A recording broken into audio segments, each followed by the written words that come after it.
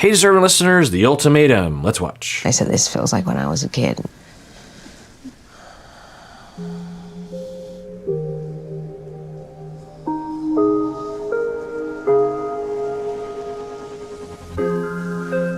Okay, this is very healthy and will help if Aussie can do this more frequently.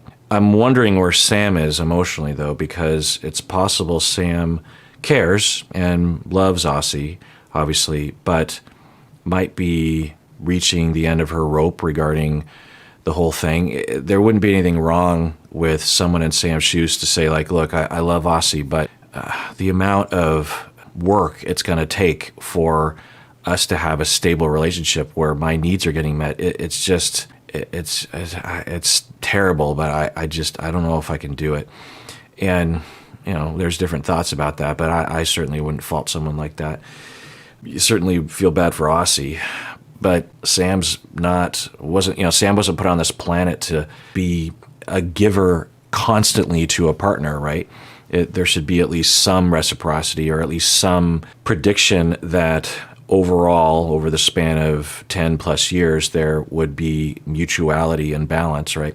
You know, if someone's going through a difficult time, health-wise or psychologically wise, then, that's a weird word, then it would, you know, it's normal for a period of time, maybe a couple years, where there's mainly care going in one direction because the other person's really suffering. But you would hope that overall there would be balance, right? And sometimes we can balance it out with other people in our lives, obviously. But anyway, so, you know, this is healthy.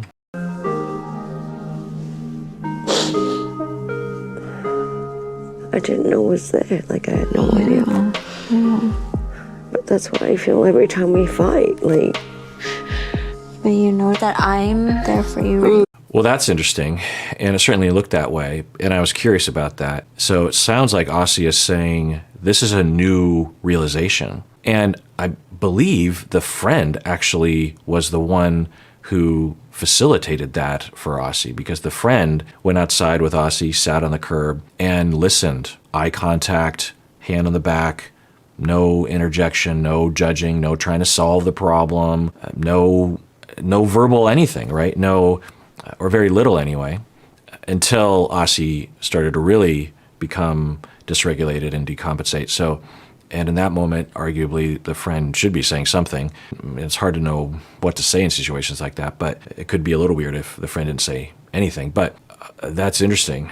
And it also makes me wonder if the show actually facilitated it as well. Like, Aussie could feel some pressure or some time. You know, I think another part of the show is that a lot of them won't necessarily work the entire time, right? You know, I could see a world in which Aussie now or later would say, you know, without the cameras there and without the format of the show and without that friend being there and without feeling some sort of internal pressure to go there, because I started to wonder maybe there is something kind of wrong with me. I mean, not wrong with Aussie, but, you know, something.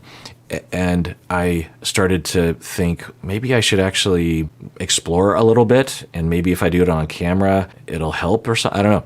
And so, and also, Sam might not have spoken up if Sam didn't feel emboldened by not only having the trial marriage, but also the cameras there, that can happen. You know, sometimes people will come in my office, and for the very first time, the quiet one who shuts down or feels oppressed in the relationship will feel emboldened to finally speak up. And it can be, you know, really jarring to everybody, but mainly to the Aussies of the world. It's like, whoa, you're actually talking. Yeah, obviously, some people are on the abusive spectrum along those lines, which is a safety concern. But anyway, so what Aussie is saying is, I didn't know this about me. And yeah, that's normal. I would say 98% of people who have traumas don't have awareness of it because there's not a lot of opportunities. When in high school or college or online are these things talked about sufficiently, especially in a way that would help someone like Aussie who, so I want to, I've done a lot of hypothesizing about Aussie, but one angle to this that I was actually thinking about, but at night, actually, I was just daydreaming and was concerned about Aussie. And one of the possibilities that, given Aussie's presentation and severe abuse growing up, which I think is there, I think Aussie has barely referred to the abuse that they've been through, that it resulted in what we call disorganized attachment or fearful attachment. But I tend to use the label of disorganized because it fits best. Sometimes people will say disorganized. So you have secure, you have preoccupied, you have avoidant, and you have disorganized. Some people will say disorganized is a combination between preoccupied and avoidant. That is woefully misguided. It is in a category in its own. In a nutshell, and I've talked about it before, and I've done full deep dives on it. You can listen to it on the audio podcast or in some of the videos that I've done as well, that as a child, you have an instinct to run to your attachment figures when you're scared. Any of you who have been around kids or have your own kids, you know this fully well. You go to the park and the kid doesn't know the park very well, doesn't know the other kids, and they will literally cling to your side. And that means the kid is healthy. That means you've developed a good relationship with the child because the child is free to act upon their natural instinct. It's important that they have that mechanism throughout their life. That's what attachment theory is based on, is this notion of running when you feel threatened and when you're hurt, you run to your attachment figures, and then you regain stability and safety, and you're able to venture off into the world. And then you experience something, you come back, and you do this. When they're an infant, they are always doing this, right? They're always running to you and barely walking away from you. When they're in kindergarten, they're able to go to school for a while, and then they come home for the first couple of months and they instantly run to you and like, oh, I'm so glad that I'm with you. But over time, they gain more and more confidence in their ability to walk away from their attachment, but they always want to come back. 45 years old, 52 years old, I always want to go back to my parents as well. I have an instinct for that. And, that never ends. With proper attunement and lack of difficult mistreatment, lack of mistreatment, lack of traumas, or at least relatively low, or at least the opportunity to heal, then the child, adult, is able to feel confident and competent and safe and independent in the world sufficiently that they can actually venture off and do their own thing and act on their own volition, that kind of thing.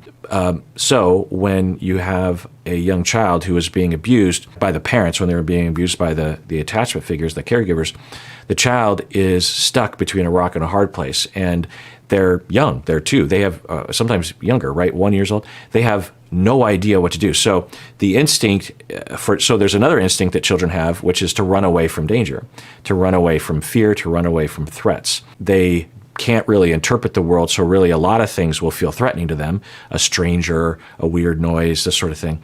And then they run to your side, right?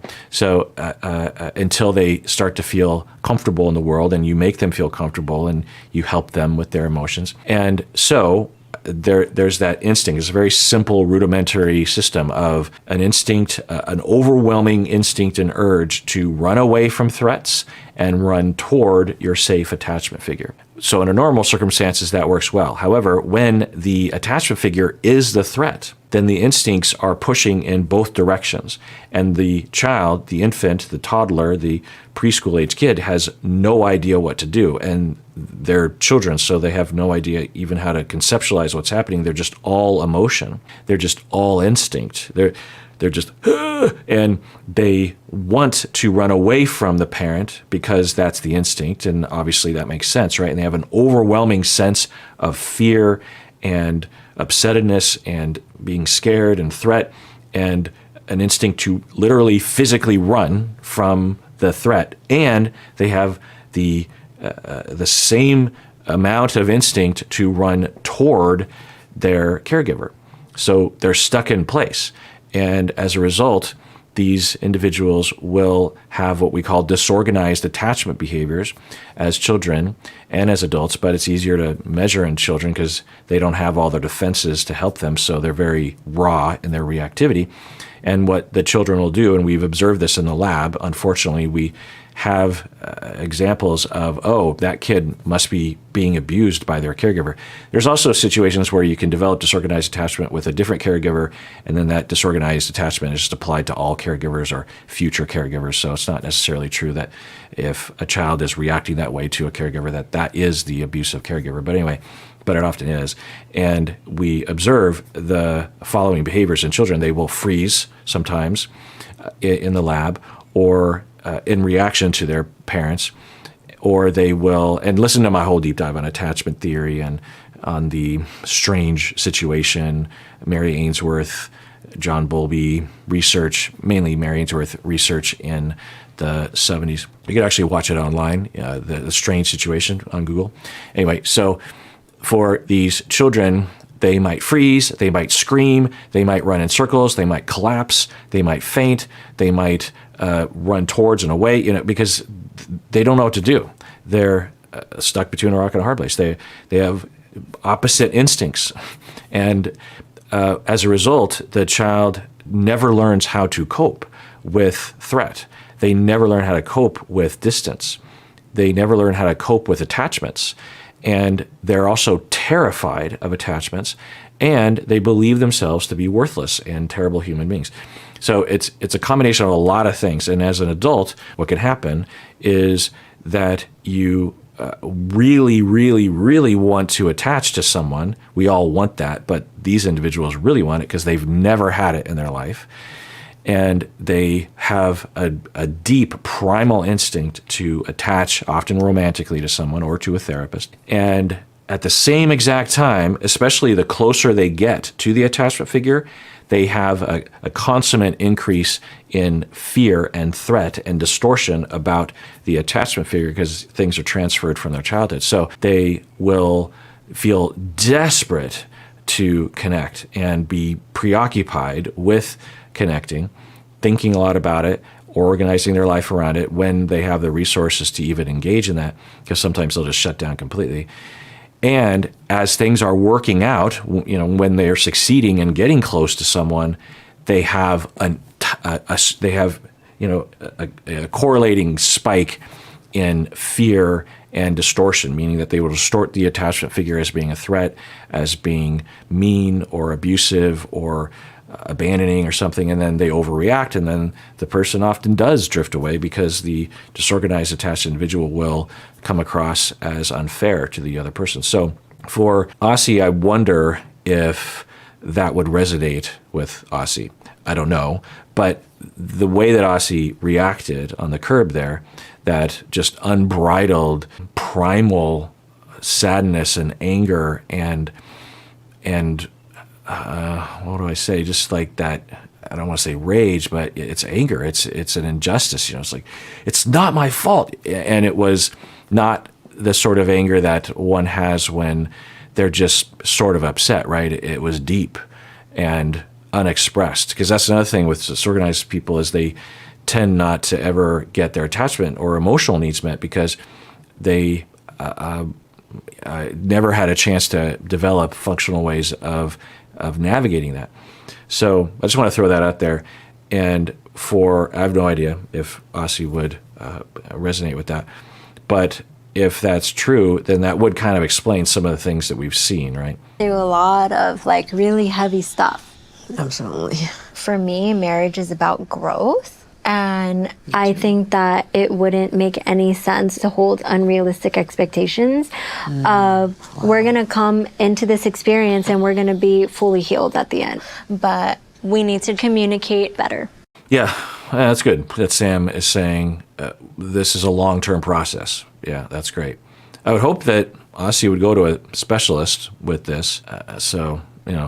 Without that, it's going to be tough so not only to recover from disorganized attachment, but also just recover from, I think, a lifetime of trauma and distance and avoidance of Aussie's own emotions.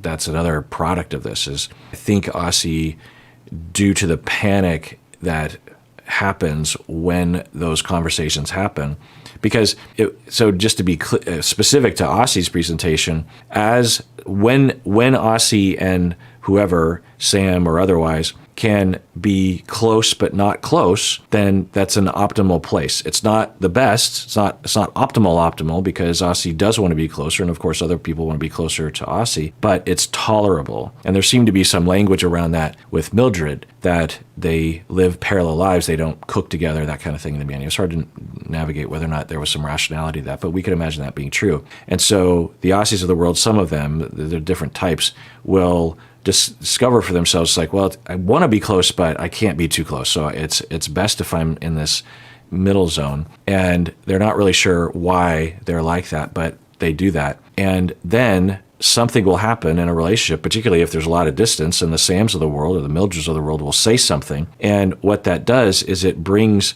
people closer. There's more vulnerability.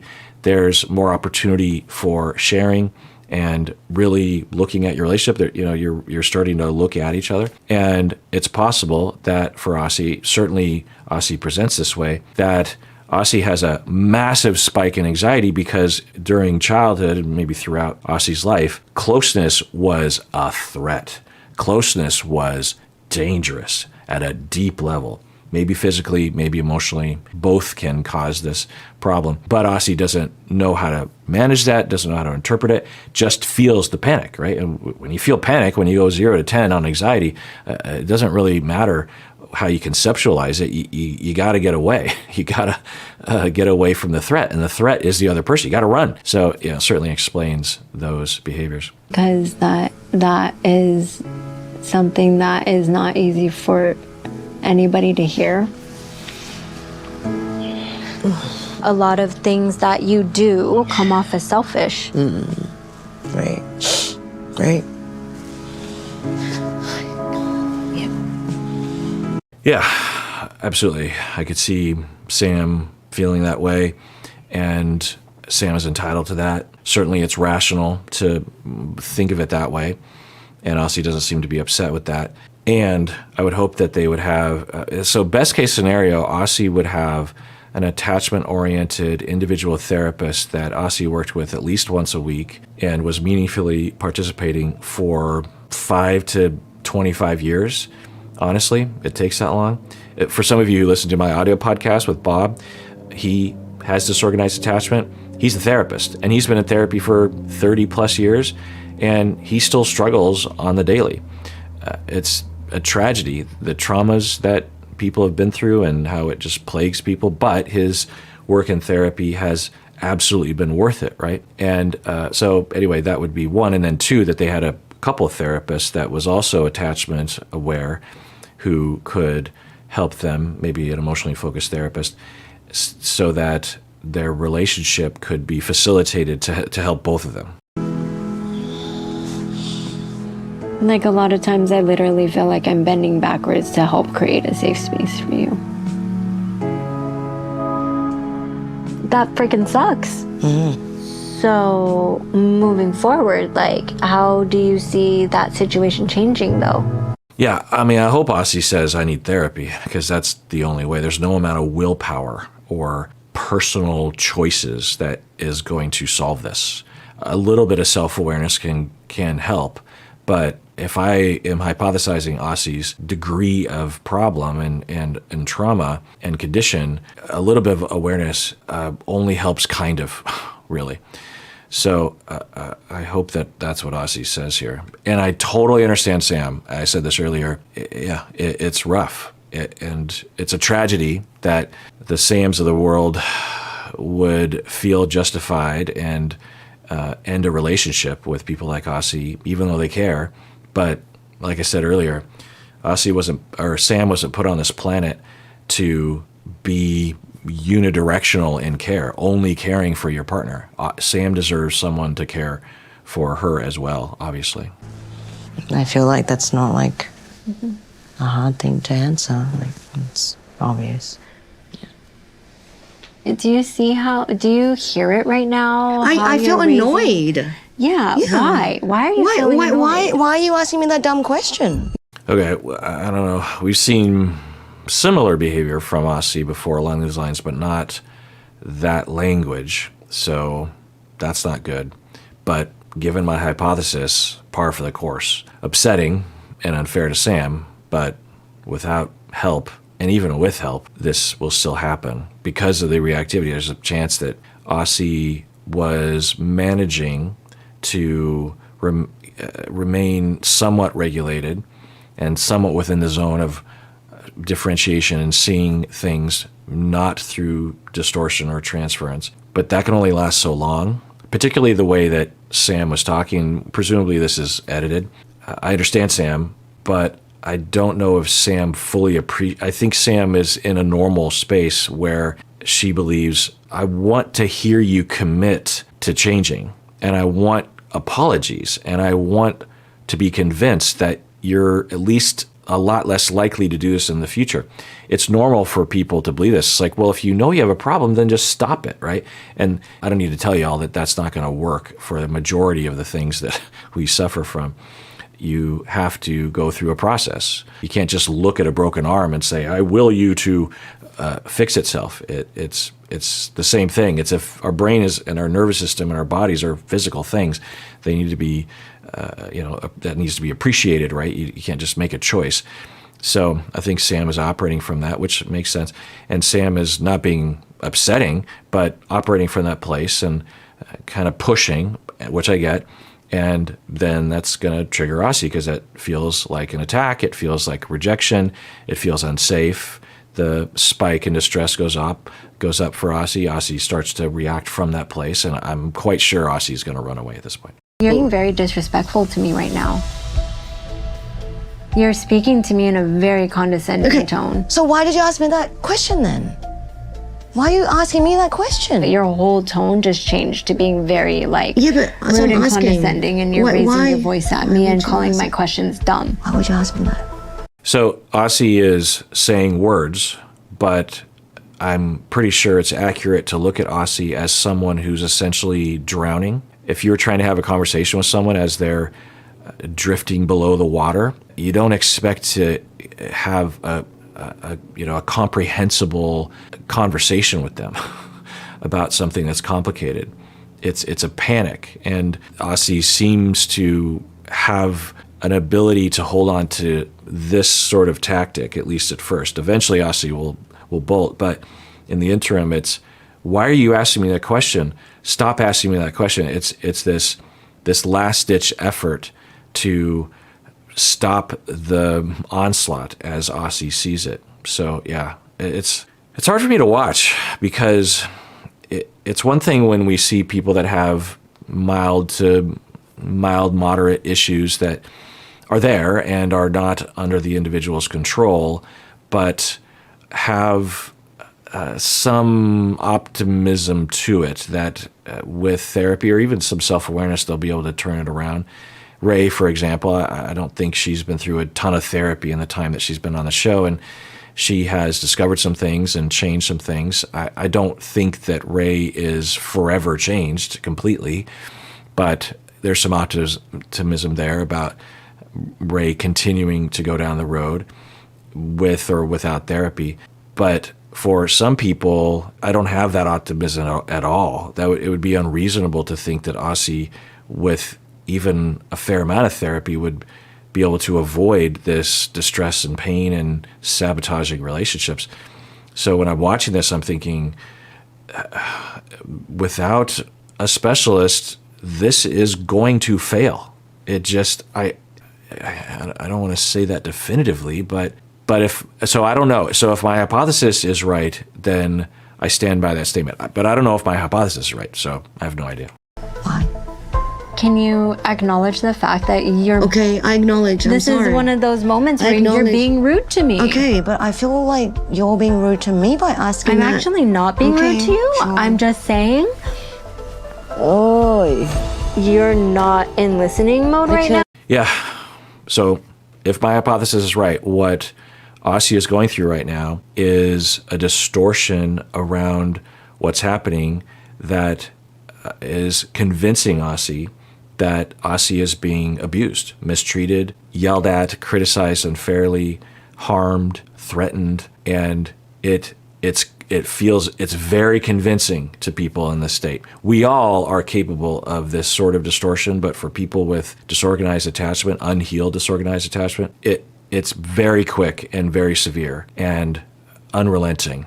And Bob, my co-host on the podcast, he's a therapist. He's very smart. He understands this all. He's known for several years, decades, you could argue. And in the midst of a discussion like this, he will feel this way. And there's a tiny voice in the back of his head. It's just like, well, maybe you're distorting, or maybe this is your disorganized attachment. But that is overwhelmed with the reactivity and the panic. So even with self-awareness and willpower, or sophistication regarding attachment theory, is not a remedy to this. The remedy is self-awareness, but also corrective experiences where you can essentially have closeness and voice the fear and have that be addressed and soothed.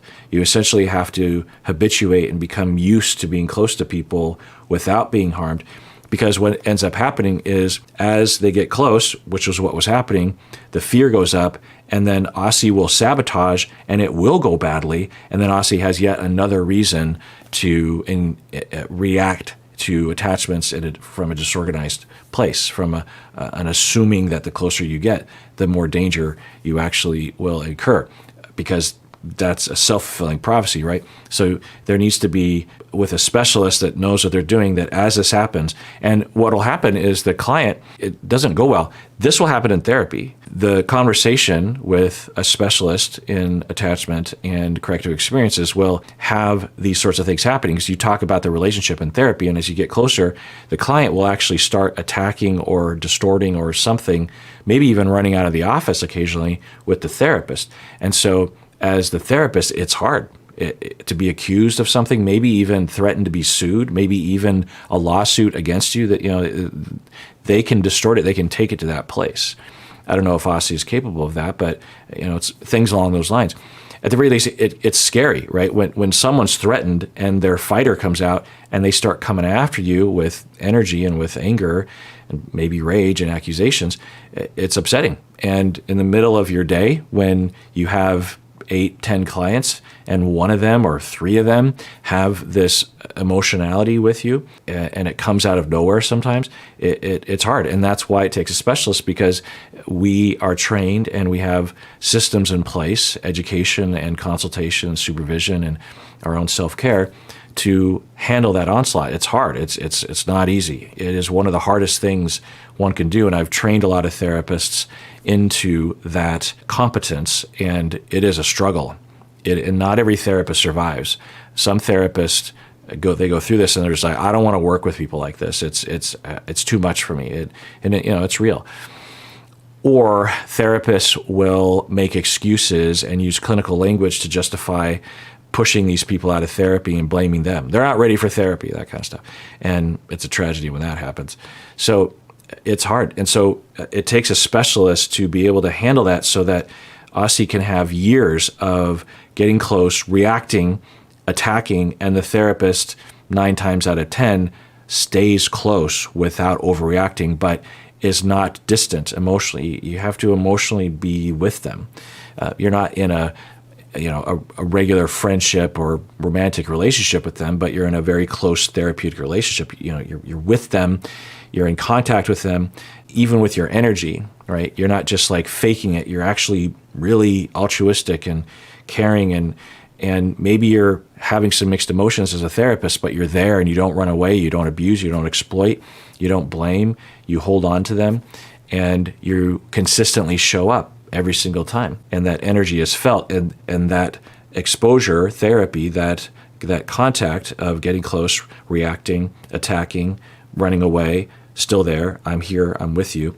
If you rinse and repeat that enough times, and it can take years, the individual starts to actually not be disorganized attached anymore, because they have a new reality that has been internalized, where other people aren't necessarily a threat. And I actually can handle being close to people. It's habituation, and it takes years and years to deprogram the neurology that they developed throughout their life, particularly when they were young.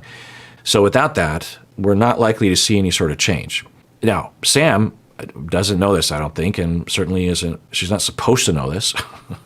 I deeply worry about Aussie. Okay, so we're having the same issue where you're feeling like I'm telling you did something wrong, but I didn't say anything. I'm listening to you. Can you like be in a less defensive position where I feel like you're actually listening to me? Do you see the question you asked made me feel the way I did? Yeah, if anything, Aussie is doing a lot better than Aussie would do normally.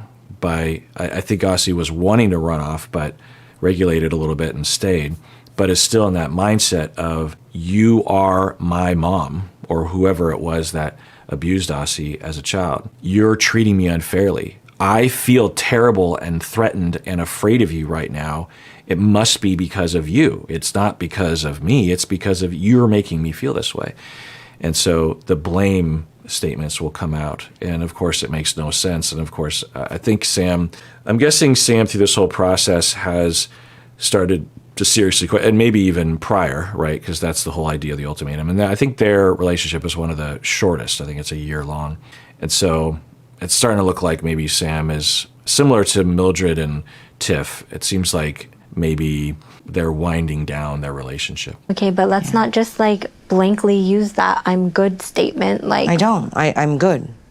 Like, what do you want me to do about it, mate?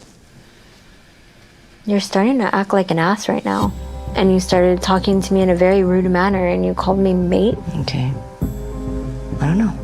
A mate? I think mate is a regional thing for Aussie. I don't know, but I hear people from Australia, I believe. But yeah, it looks like Sam is saying, look, let's put this as sort of a different ultimatum, if you will. Unless we can establish some semblance of ground rules in this relationship, I don't want to do it anymore, and I'm going to see it through. Normally, I would just give up and avoid and let Aussie run the show, so to speak. But I don't want to do that anymore, so I'm going to assert myself, and I'm going to see it through. And if Aussie doesn't come to the table, then I'm done. It kind of looks that way to me, which I've been saying from the beginning is understandable, but I don't, if my hypothesis is right or even close to the mark, it's doomed to fail. But that's not Sam's fault. Why are you calling me mate all of a sudden? I don't know. Are we done? So now you're just gonna walk away? Like, I don't know. I don't want to. Yeah, and keep in mind that I am 99.9% sure that Aussie is in a high level state of anxiety and distress and panic. And it's so familiar to Aussie that Aussie is, for people who don't have frequent spikes to 9 or 10 on the scale of distress and anxiety, when you go there, you will be very visible in your freak out attitude. For people that experience that on a daily basis, and for a lot of people with disorganized attachment, I don't know if Aussie is this, but for a lot of people with disorganized attachment, their lowest distress level is a 5. They will tell me that. They'll be like, well, I feel like if I really look at it, the most relaxed I've ever been was this one time when I was on vacation like 7 years ago, but I was still like a 3 or a 4 all the time. I don't think I've ever been truly relaxed and felt safe. I don't think I've ever felt that way. So for these individuals, going from a 5 to a 10 is just a normal occurrence. And so it's still horrible. They're not used to it, but they don't necessarily signal it because they think, well, I've been here before. I know what to do. I just need to run away. About this shit anymore. Are we done? Yeah, as predicted. I'm surprised Aussie managed for as long as Aussie did. So, yeah. And Sam deserves to assert herself and leave the relationship and test it. It wasn't even that severe of a test. It was pretty reasonable what Sam was asking for. So, yeah, it's just a tragedy. And who we blame are Aussie's abusers growing up. If we want to be upset at someone, that's who we're upset with. I don't want to talk about this anymore. you know what I can tell you with certainty? Mm-hmm. This is not what I want in a marriage. Okay. So apparently I'm an ass right now, so let me just leave. Yeah, you absolutely are. Okay.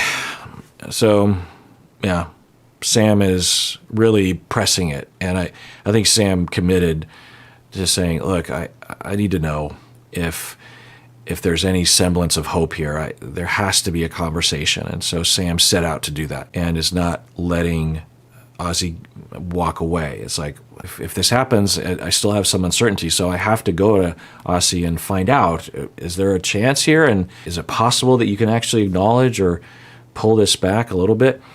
And I get that, but like I said, if my hypothesis is right, there's no way. I'm surprised Aussie is managing it this well. We've seen the depth of Aussie's trauma reactivity, right? We underneath the surface is that person that was on the curb screaming into the nothingness. Like, that's a constant presence in Aussie's life. So the chance that Aussie would be able to have a calm, rational, non-distorted conversation about attachments, especially in the face of an understandable, justifiable partner being at least somewhat critical, it's too much to ask. Okay, well, that does it for that episode. Everyone, please take care of yourself because you deserve it. You really, really do.